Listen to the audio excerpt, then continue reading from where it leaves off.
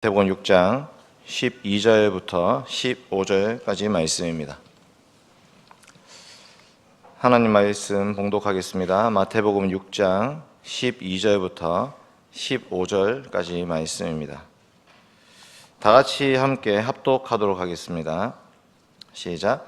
우리가 우리에게 죄 지은 자를 사하여 준 것 같이 우리 죄를 사하여 주시옵고 우리를 시험에 들게 하지 마시옵고 다만 악에서 구하시옵소서.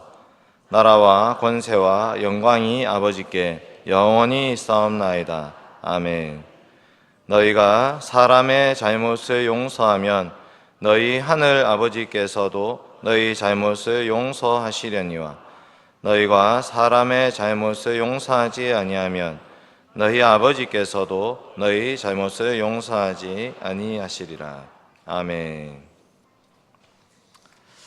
사랑하는 대흥교회 성도 여러분, 10월은 종교개혁이 있는 달입니다. 1517년 10월 31일에 마틴 루터가 비텐베르크 성당에 95개조 반박문을 내걸었습니다. 루터는 의로우신 하나님 앞에 의롭다함을 얻기 위해서 고군분투했던 천주교 사제였습니다. 아무리 선행을 하고 아무리 고행을 많이 해도 그 자신의 행위로는 의롭다함을 얻을 수가 없었습니다. 매일 걸레로 마룻바닥을 닦아도 자기 죄가 씻겨지지 않았습니다. 3일간 아무것도 먹지 않고 금식을 했고 영하의 날씨에 담요도 덮지 않고 추운 땅바닥에 잠이 들기도 했습니다. 비싼 값을 주고 각종 성물들을 만져보기도 했습니다. 빌라도의 계단 무릎으로 기어 올라가기도 했습니다. 그러나 루터는 그 어떤 행위로도 그 의롭다 하시는, 의로우신 하나님 앞에 의롭다 하시는 하나님을 만날 수가 없었습니다. 그러나 루터는 말씀을 열심히 연구함을 통해서 그 길을 알게 된 것입니다. 어느 날 로마서 1장 17절 말씀을 읽게 되었습니다. 한번 찾아보겠습니다. 오늘 PPT가 없습니다. 로마서 1장 17절 말씀. 로마서 1장 17절 말씀 같이 찾아서 읽겠습니다.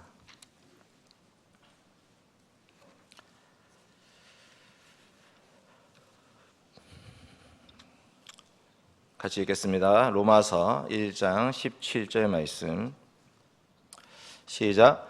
복음에는 하나님의 의가 나타나서 믿음으로 믿음에 이르게 하나니 기록된 바 오직 의인은 믿음으로 말미암아 살리라 함과 같으니라. 아멘. 하나님의 의는 복음에 나타나 있다라는 말씀을 알게 되었습니다. 이 복음은 바로 하나님의 아들 예수 그리스도의 복음입니다. 우리가 우리의 행함, 우리의 의를 가지고 하나님 앞에 섰을 때는 의롭다함을 얻을 수 없었지만 복음에 예수 그리스도를 믿는 믿음 안에 의가 나타났다고 말씀합니다. 로마서 3장에 이렇게 말합니다. 율법의 행위로 그 앞에 의롭다함을 얻을 육체가 없나니 율법으로는 죄를 깨달음이니라. 이제는 율법 외에 하나님의 한 의가 나타났으니 율법과 선지자들에게 증거를 받은 것이라. 곧 예수 그리스도를 믿는 믿음으로 말미암아 모든 믿는 자에게 미치는 하나님의 의인이 차별이 없느니라. 아멘. 오직 예수 그리스도를 믿는 믿음으로 의롭다함을 얻을 수 있는 이 길을 알게 된 것입니다. 그 일을 깨닫기 전까지는 루터가 양심의 평안함을 얻을 수가 없었습니다. 여러분, 우리는 어디에서 이 죄 용서의 선포를 들을 수가 있습니까? 오늘 이 주기도문 5번째 간구인 우리 죄를 사하소서라는 기도입니다. 이 기도는 우리가 평생에 올려드려야 될 기도입니다. 가장 간절한 간구입니다. 물론 우리에게는 일용할 양식도 중요한 기도 제목입니다. 그러나 더 필요한 간구는 우리의 죄를 용서해 달라는 간구입니다. 여러분, 하나님 앞에서 용서받기 전까지 우리는 계속해서 죄의 빚에 시달리고 있는 자들이 된 것입니다. 오늘 저는 크게 3가지 대지로 하나님 말씀 증거하려고 합니다. 첫째로 우리 죄가 얼마나 큰가, 용서의 필요성에 대해서, 그리고 우리 죄는 어떻게 용서받을 수 있는가, 용서의 근거에 대해서, 마지막 3번째, 용서받은 우리는 어떤 삶을 살아야 되는가, 용서의 목적에 대해서 이 3가지로 하나님 말씀 증거하겠습니다. 첫째로는 우리 죄가 얼마나 큰가입니다. 용서의 필요성이죠. 여러분, 마태복음은 이 죄 용서와 관련된 구절을 빚이라고 표현하고 있습니다. 즉 우리가 우리에게 빚진 자의 빚을 탕감해 준 것처럼 우리의 빚도 탕감해 주옵소서라고 번역해야 되는 것입니다.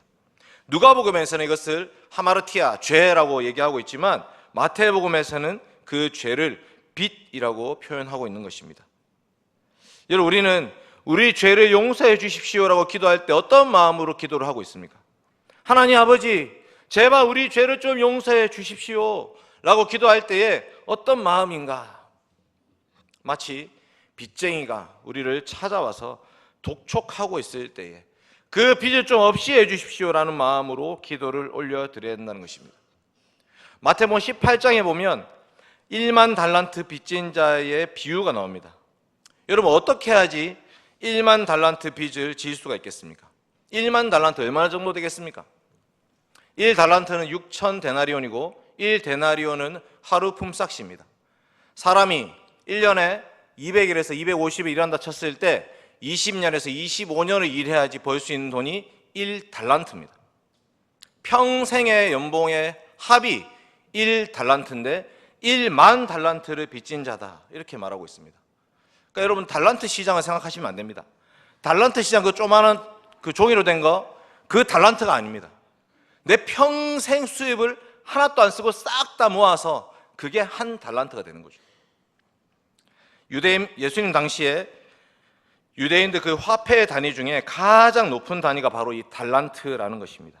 그리고 1만이라는 숫자도 당시의 숫자로 가장 높은 숫자를 말하고 있는 것입니다. 그러니까 이 1만 달란트라는 말은 사람이 생각해서 상상해서 얘기할 수 있는 최고의 금액을 말하고 있는 것입니다. 얼마나 큰 빚을 졌기에 1만 달란트를 빚졌을까요? 가장 유력한 설명은 뭐냐면 나라를 팔아먹은 것입니다.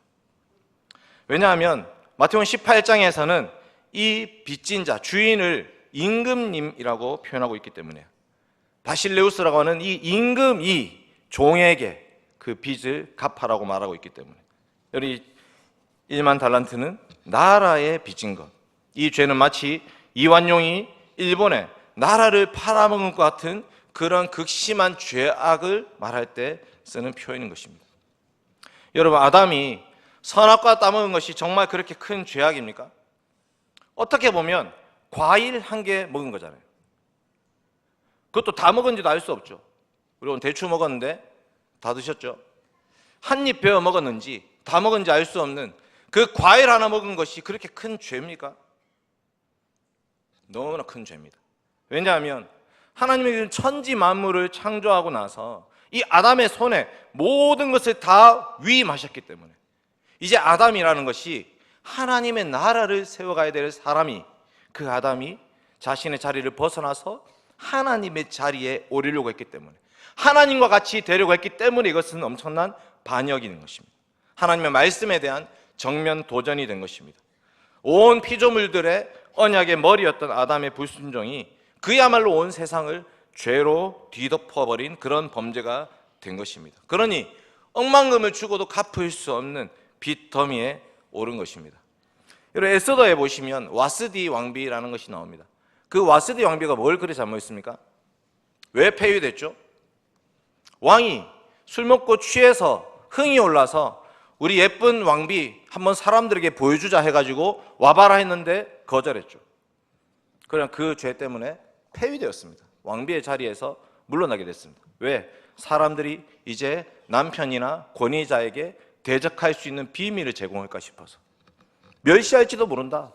이것이 허용되면 남편을 무시하고 멸시하는 것이 당연해진다. 그러니 이것을 그대로 두면 안 된다고 말합니다. 죄라는 것은 그 죄 자체만 두고 그 죄의 값을 매길 수 없습니다. 죄를 누구에게 짓느냐, 어떤 상황에서 그 죄가 가지는 의미가 무엇인지에 따라서 달라지는 것입니다. 우리 한 가지 잘못은 그 한 가지 잘못으로 그치지 않고 영향력을 가지고 있는 것입니다. 하물며 온 천지 만물을 창조하신, 주관하시는 우리 아버지 하나님께 지은 죄는 오죽하겠습니까? 여러분, 아담뿐만 아니라 우리의 죄도 마찬가지입니다. 우리는 우리의 죄를 아주 작게 여기는 경향이 있습니다. 그러나 우리는 허물과 죄로 죽었던 자들이며 불순종의 아들 가운데 살아가고 있습니다.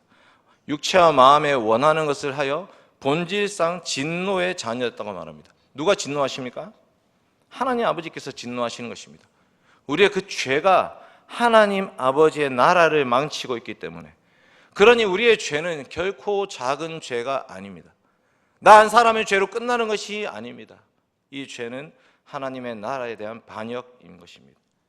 그러니 우리는 기도할 때마다 우리의 죄를 기억하면서 기도해야 됩니다. 우리의 필요를 간구해야 됩니다. 하나님 아버지, 우리 죄를 용서해 주십시오. 여러분, 거룩하고 공의로우신 하나님은 죄를 그냥 없이 할 수 없었던 분이십니다. 그냥 덮을 수 없습니다. 말씀하신 대로 심판하셔야 됐던 것입니다. 선악과를 따먹었던 그 아담과 여자, 말씀대로 심판대 앞으로 부르십니다. 신문하십니다. 왜 그랬냐? 죄의 원인과 죄의 발단을 물어보십니다. 그러나 그들은 그 순간에도 여전히 정신을 차리지 못하고 서로 탓하기에 바쁘고 자신의 죄를 고백하지 않습니다. 이 핑계 저 핑계 대면서 자기는 큰 잘못이 없다고, 어쩔 수 없이 그렇게 됐다고, 혹은 하나님 때문에 그렇게 되었다고 말하고 있는 것입니다. 우리도 죄에 대해서 어떤 태도와 자세를 가지고 있습니까? 여러분, 아담에게 내린 심판은 지금도 우리에게 유효합니다. 어떻게 알 수 있습니까? 모든 사람은 죽습니다. 이 죽음은 죄의 결과입니다. 우리는 여전히 죄의 종로를 타면서 살고 있다라는 것을 이 죽음을 통해서 알 수 있는 것입니다. 요한 1서 한번 볼까요? 요한 1서 1장 보겠습니다.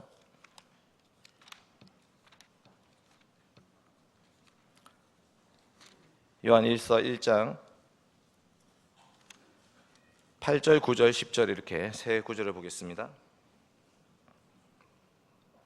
요한 1서 1장 8절, 9절, 10절입니다. 다 같이 읽겠습니다. 요한 1서 1장 8, 9, 10 시작.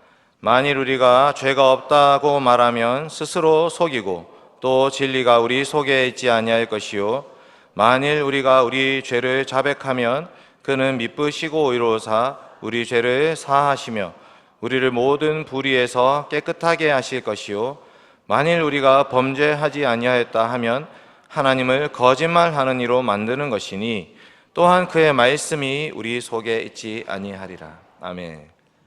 여러분, 우리 중에 그 누구라도 나는 그 정도는 아니야, 나는 죄가 없어 이렇게 말하는 자는 속이는 자라고 말합니다. 나는 범죄하지 않았어 이렇게 말하는 자는 하나님을 거짓말하는 자로 만드는 것입니다. 여호와께서 사람의 죄악이 세상에 가득함과 그의 마음으로 생각하는 모든 계획이 항상 악할 뿐임을 보셨습니다. 여러분, 선을 행하고 전혀 죄를 범하지 아니하는 의인은 세상에 없기 때문이라고 전도서 7장 20절에 말하고 있습니다. 여러분, 우리는 그저 매일 죄 용서의 은혜를 구해야 되는 빚진 자들일 뿐입니다. 이 빚은 살아가면 살아갈수록 점점 더 쌓여만 가고 있습니다. 여러분, 이것은 우리의 어떤 행위로도 갚을 수가 없습니다. 이자는 더 불어나고 더 커지고 있습니다. 마태복음 18장 이렇게 말합니다. 결산할 때에 10,000달란트 빚진 자 하나를 데려오매 갚을 것이 없는지라 주인이 명하여 그 몸과 아내와 자식들과 모든 소유를 다 팔아 갚게 하라 하니. 여러분, 우리 자신의 몸과 아내와 자식과 모든 재산과 소유를 싹 다 판다 할지라도 이 죄악을 갚을 수가 있겠습니까? 이 죄의 빚을 우리가 갚을 수가 있습니까? 우리는 하나님 나라의 반역자들이기 때문에, 그 나라를 망쳐버린 주범이기 때문에 우리는 그것을 우리 죄값을 갚을 수가 없습니다. 오호라 나는 공고한 사람이로다. 이 사망의 몸에서 누가 나를 건져내랴. 두 번째입니다. 용서의 근거입니다. 그러면 우리 죄는 어떻게 용서받을 수 있는 것인가? 우리의 죄는 값을 치러야 됩니다. 값을. 그게 바로 벌을 받는 것이죠. 시편에 이렇게 말합니다. 우리의 죄를 따라 우리를 처벌하지 아니하시며 우리의 죄악을 따라 우리에게 그대로 갚지는 아니하셨으니. 이게 바로 하나님의 은혜를 말합니다. 만약에 하나님께서 우리의 모든 죄에 대해서 즉각 그 죄악들을 완전히 다 갚으신다 한다면 여러분, 살아남을 자가 있겠습니까? 공의로우시고 거룩하신 하나님은 또한 은혜와 긍휼이 풍성하시기 때문에, 참고 기다리고 인내하시는 분이시기 때문에, 그래서 그 심판이 그저 지연되고 있는 것입니다. 마태복음 18장에는 그 빚이 어떻게 없어지는지는 안 나옵니다. 그저 탕감해줬다 이렇게 나옵니다. 그 종의 주인이 불쌍히 여겨서 놓아 보내며 그 빚을 탕감하여 주었더니, 이 종이 간절히 구했습니다. 주인은 그저 이 종을 불쌍히 여길 뿐입니다. 그 빚을 탕감해 주었습니다. 그러나 우리는 알고 있습니다. 그 빚은 저절로 없어진 것이 아닙니다. 이사야 53장 한번 찾아볼까요? 이사야 53장. 이사야 53장입니다.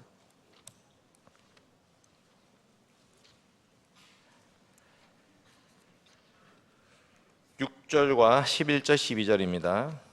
6절 먼저 같이 보겠습니다. 이사야 53장 6절 말씀입니다.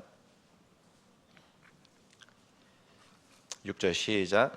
우리는 다 양 같아서 그릇 행하여 각기 제 길로 갔거늘 여호와께서는 우리 모두의 죄악을 그에게 담당시키셨도다.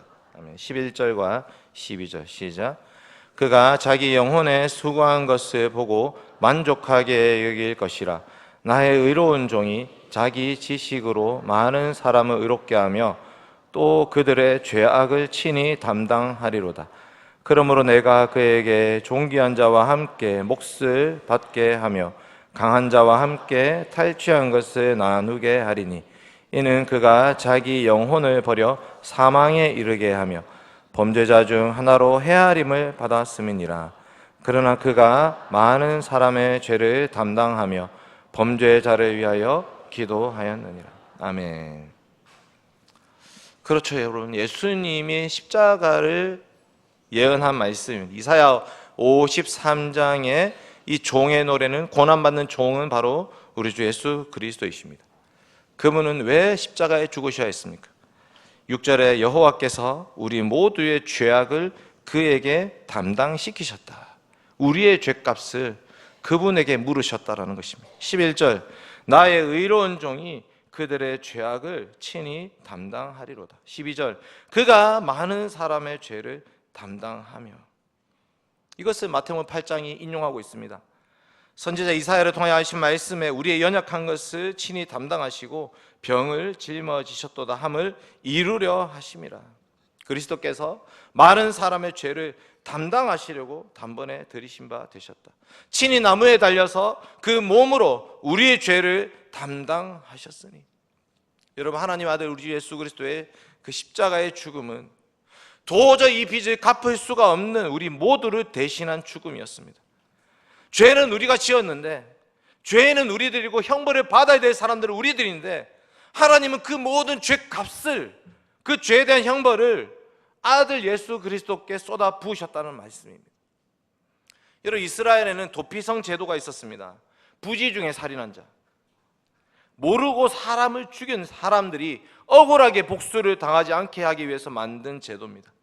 여러분, 이스라엘은 그렇게 큰 나라가 아닙니다. 경상북도보다 조금 더 큽니다. 남한의 5분의 1밖에 안 됩니다. 남북으로 가장 긴 거리가 470km, 동서로는 135밖에 안 됩니다. 그러니 동서와 남북을 합해서 도피성이 6개가 있는데, 그 도피성은 그 어떤 곳에서도 100km 이내 만날 수 있는 곳에 있습니다. 어디서 출발해도 100km 안 되는 곳에 도피성이 있다 말합니다. 도피성 밖에는 복수심에 불타고 있는 그 근족이 칼과 창과 활을 들고 대기하고 있습니다. 이 사람은 무슨 짓을 해도 용서가 안 되는 사람. 자기 가족을 죽였으니 그 가족의 복수를 해야겠다고 칼과 창과 활을 들고 도피성 앞에 대기하고 있습니다. 죽이기 전까지는 잠도 자지 않고 물도 마시지 않겠다고 하고 있는 사람들입니다. 그런데 이 살인자가 도피성에 나갈 수 있는, 드디어 마음을 놓고 도피성 밖으로 나갈 수 있는 때가 있습니다. 그때가 언제입니까? 대제사장이 죽을 때. 그때의 대제사장이 죽을 때. 왜 대제사장의 죽음과 도피성에서 나가는 것이 연결되어 있습니까? 이게 바로 우리 주 예수 그리스도의 죽음을 보여준 예표인 것입니다.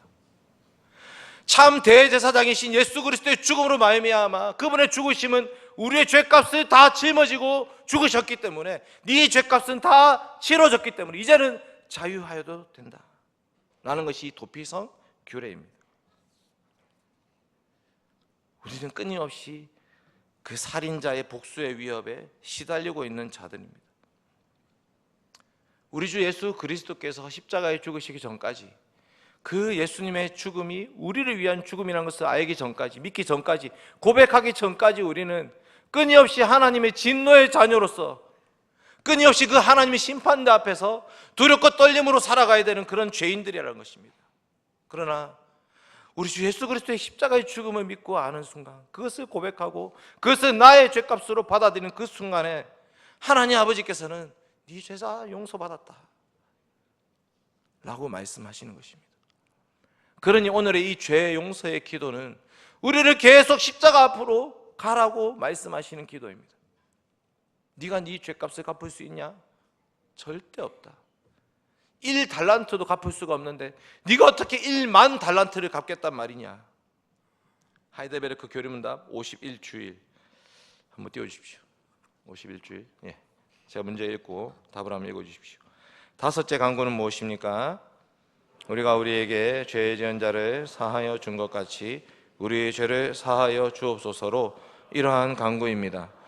주의 은혜의 증거가 우리 안에 있어서 우리가 이웃을 용서하기로 굳게 결심하는 것처럼 그리스도의 보혈을 보시사 우리의 모든 죄가 아직도 우리 안에 있는 부패를 불쌍한 죄인인 우리에게 돌리지 마옵소서.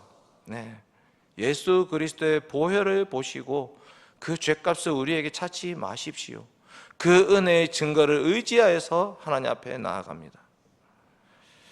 바울도 루터도 우리 주 예수님의 십자가를 발견하기 전까지는 그 어디에서도 양심의 평안을 얻을 수가 없었습니다. 그러나 하나님이 그 십자가의 죽으심을 우리의 죄값으로 쳐주신 것입니다. 여러분, 예수 그리스도를 믿으십니까? 예수 그리스도를 믿는다는 것이 우리에게 주는 은혜가 무엇입니까? 그저 기도할 때 제일 마지막에 예수님 이름으로 기도합니다 한마디 붙이는 것입니까? 우리에게 예수님을 믿는다는 말은 우리의 모든 존재가 그리스도 안에서 완전히 용서받았다, 네 죄값은 완전히 다 치러졌다는 말씀입니다. 그러니 그리스도 안에서 우리는 정말 하나님이 주시는 참 평안과 은혜를, 자유를 누릴 수밖에 없는 것입니다. 주님을 바라보십시오. 십자가를 의지하십시오. 십자가 밖에는 자유와 감사와 기쁨과 은혜와 평강이 없습니다. 우리가 우리의 힘으로, 우리의 노력으로, 우리의 공로로 살아가려 할 때 그 어디에서도 우리는 평안을 얻을 수가 없습니다. 주기도문의 이 간구는 우리의 죄를 사하소서, 예수 그리스도의 십자가로 우리를 데리고 가는 간구입니다. 그리스도의 보혈 아래에서 우리의 모든 죄가 완전히 다 용서받았다는 것을 믿고 고백하게 하는 기도입니다. 이제 세 번째, 용서받은 우리는 어떤 삶을 살아가야 되는 것인가? 용서의 목적입니다. 여기 중고등부 학생 중에 지우가 있습니다. 지우가 주기도문 제가 가르쳤을 때 질문했습니다. 목사님, 이 주기도문 이상합니다. 우리가 우리에게 죄 지은 자를 사하여 준 것 같이 우리 죄를 사하여 주옵소서. 이게 순서가 바뀐 거 아닙니까? 라고 질문했습니다. 우리 지우. 문장을 잘못 해석하면 어떻게 되냐? 우리가 죄를 용서해 준 것이 조건이 되는 거죠. 우리의 공로가 되는 거죠. 우리의 자격이 되는 거죠. 우리가 용서해 줘야지 용서받는 것처럼 보입니다. 그럼 오늘 말씀은 그런 뜻이 아닙니다. 이것은 강조 구문입니다. 원래 문장 순서대로 번역을 한다면 하나님 아버지, 우리 죄를 용서해 주십시오, 마치 우리가 우리에게 죄 지은 자를 사하여 준 것처럼이라고 번역해야 됩니다. 여러분, 이것은 1만 달란트 빚진 자의 비유에 너무나도 잘 나타나고 있습니다. 여러분, 생각해 보십시오. 제가 최근에 있었던 일인데 제가 집사람한테 알리지 않아가지고 좀 고민되긴 하는데, 여러분, 택시비로 3만 원을 씁니다. 3만 원. 근데 버스비로 1,500원이면 갈 수 있습니다. 시간은 15분 차이 납니다. 자, 어떻게 하시겠습니까? 버스비는 1,500원인데 30분 만에, 50분 만에 가고, 택시를 타면 35분 만에 가는데 3만 원 쓰는 거죠. 썼습니다. 왜 썼냐? 폰을 잊어버린 거예요. 폰을 잊어버리고 택시에 두고 내렸는데 그 택시가 종점에 갔습니다. 그래서 제가 종점에 갈 수밖에 없고 회의 시간은 늦었고 그냥 김정곤 장로님 만난 날인데 그래가지고 회의 늦어가지고 택시를 타고 이제 와야 되는 거예요. 3만 원 내죠, 택시비. 평소 같으면 3만 원 내고 택시 탈 리가 없잖아요. 그런데 너무 비싸잖아요. 근데 그날은 3만 원 아무것도 아닌 겁니다. 핸드폰 잊어버린 것에 비하면 찾았으니까 너무 감사하고 100만 원짜리 핸드폰, 네, S24 그 겨우 샀는데 그를 찾았습니다. 돈이란 것이 이런 거죠. 평소 같으면 1,000만 원, 2,000만 원 빚진 자에 대해서 우리가 야, 빚 내놔라. 뭐하노? 1,000만 원, 2,000만 원 내놔라 라고 하는 것이 당연하죠. 니 안 갚으면 감옥 보낸다 라고 협박을 해서라도 돈을 받아내야 되는 거죠. 그게 당연한데 이 마태복음 18장에서는 이상하죠. 반대입니다. 1,000만 원, 2,000만 원 빚진 자의 빚 갚으라고 목 조르고 옥에 감옥 가둔다 해가지고 잘못했다고 친구들이 욕합니다. 어떻게 그런 일이 발생하냐? 그 사람은 1만 달란트, 대략 우리 돈으로 하면 6조에서 10조 정도 됩니다. 6조에서 10조라는 단위를 탕감받은 사람이 1,000만 원, 2,000만 원 빚진 자를 향해서 빚 내놔라 한다고 하는 것이 말이 안 된단 말이죠. 완전히 상황이 달라지는 것입니다. 1억, 2억이라 하더라도 탕감할 수 있는 거 아니겠습니까? 자기는 6조, 10조를 빚졌는데 그 빚을 탕감받았는데 우리가 빚에 시달리고 있을 때는 아무리 막 너무 힘들어가지고 어떤 사정을 해서라도 빚쟁이로부터 해방되기를 간구하지만 그 괴로움을 지나고 나면 사람 마음이 바뀌는 겁니다. 자기한테 빚진 자를 그냥 두고 볼 수 없는 것입니다. 근데 하나님 아버지께서 우리를 그렇게 보고 계시다는 거죠. 내가 내 아들 예수 그리스도의 피값으로 너희의 모든 죄를 다 갚아주었는데 너희는 왜 서로 용서하지 않냐?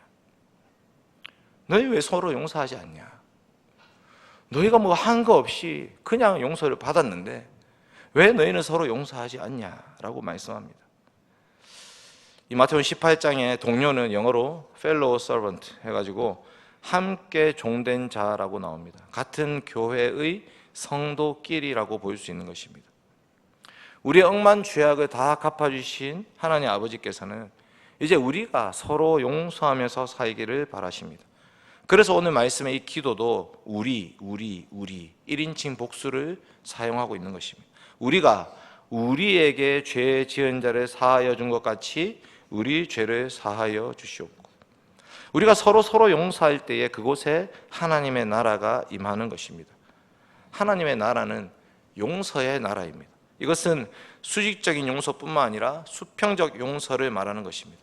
하나님 아버지로부터 용서받은 자는 이제는 서로 용서하면서 살아가야 됩니다. 이게 바로 교회입니다. 너희가 각각 마음으로부터 형제를 용서하지 아니하면 나의 하늘 아버지께서도 너희에게 이와 같이 하시리라. 여러분, 용서를 마음으로 하는 것이죠. 겉으로만 용서하는 척하고 속으로 욕한다면 그것은 진정한 용서가 아닙니다. 여러분, 마태복음 18장은 이 비유는 베드로의 질문으로부터 시작되었습니다. 주여, 형제라고 하는 사람이 내게 죄를 범하면 몇 번이나 용서하여 주리이까? 7번까지 하오리이까? 원래 유대인들은 3번까지 용서하러 가르쳤습니다. 그러니까 베드로는 좀 더 마음을 쓴 거죠. 3번 좀 작은 것 같다. 7번, 주님, 저는 7번까지 용서해 줄까요? 베드로는 나름대로 많이 부른 것입니다. 그런데 예수님 뭐라 하십니까? 7번뿐만 아니라 7번씩 70번이라도 할지니라. 여러분, 지금까지 여러분 진짜 제대로 용서한 적이 얼마나 있으십니까? 7번 이상 있으십니까? 네, 생각해 보니까 저는 이제 운전을 생각했을 때 그래도 운전할 때는 한 7번은 용서한 것 같다 이런 생각이 듭니다. 근데 저도 다른 사람에게 피해를 더 많이 끼쳤겠죠. 여러분, 주님이 7번씩 70번이라는 것은 490번을 세하라는 것이 아니죠. 7은 완전수고 70도 완전수입니다. 7도 완전수, 7도 완전수, 10도 완전수이기 때문에 완전히 끝까지 용서하라고 말씀하고 있는 것입니다. 교회 안에서 성도들은 세상 법정에 고소해서는 안 됩니다. 차라리 손해보라고 말씀하십니다. 너희가 피차 고발함으로 너희 가운데 뚜렷한 허물이 있나니 차라리 불의를 당하는 것이 낫지 아니하며 차라리 속는 것이 낫지 아니하냐. 너희는 불의를 행하고 속이는구나. 그는 너희 형제로다. 차라리 손해를 보라고 말씀하십니다. 교회 안에서 금전 관계가 오가면 안 되겠죠. 실제로 오면 안 됩니다. 그런데 준다면 갚을 생각 없이 그냥 줘야 됩니다. 갚지 않더라도 괜찮다고 줘버려야 되죠. 손해를 보십시오. 교회 안에서 서로가 서로에게 빚진 마음이 있다면 하나님 앞에서 용서받은 것을 기억하십시오. 서로 친절하게 하며 서로 불쌍히 여기며 서로 용서하기를 하나님이 그리스도 안에서 너희를 용서하신과 같이 하라. 누가 누구에게 불만이 있거든 서로 용납하고 서로 용서하되 주께서 너희를 용서하신 것 같이 너희도 그리하라. 에베소서 골로새서에 나오는 말씀입니다. 여러분, 이제 말씀을 맺겠습니다. 여러분, 오늘 말씀은 주기도문의 5번째 간구입니다. 그런데 오늘 우리는 주기도문 바로 다음 구절까지 읽었습니다. 한번 볼까요? 마태복음 6장 14, 15절입니다.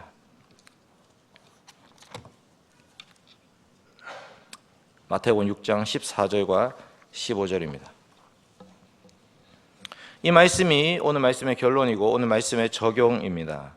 14절과 15절 시작.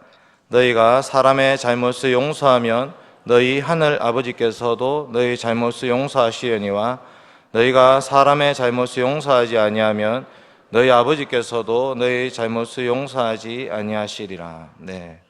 예수님은 주기도문을 가르치신 직후에 그 첫 번째 적용으로 용서를 말씀하고 있습니다. 여러분, 용서하는 교회가 주님의 교회입니다. 용서하는 성도가 주님을 닮은 성도입니다. 하늘 아버지께서 아들 예수 그리스도의 피값으로 우리의 죄를, 우리 죄값을 완전히 다 지불해 주셨습니다. 그 은혜에 대한 사랑과 감사와 감격으로 우리 또한 우리에게 손해를 끼치고 피해를 끼친 형제를 함께 용서하시면 좋겠습니다. 교회는 용서의 나라입니다. 말씀 기억하면서 함께 우리의 신앙을 고백하도록 하겠습니다. 나는 전능하신 아버지 하나님 천지의 창조주를 믿습니다. 나는 그의 유일하신 아들 우리 주 예수 그리스도를 믿습니다. 그는 성령으로 잉태되어 동정녀 마리아에게서 나시고 본디오 빌라도에게 고난을 받아 십자가에 못 박혀 죽으시고 장사된 지 사흘 만에 죽은 자 가운데서 다시 살아나셨으며 하늘에 오르시어 전능하신 아버지 하나님 우편에 앉아 계시다가 거기로부터 살아있는 자와 죽은 자를 심판하러 오십니다. 나는 성령을 믿으며 거룩한 공교회와 성도의 교제와 죄를 용서받는 것과 몸의 부활과 영생을 믿습니다. 아멘.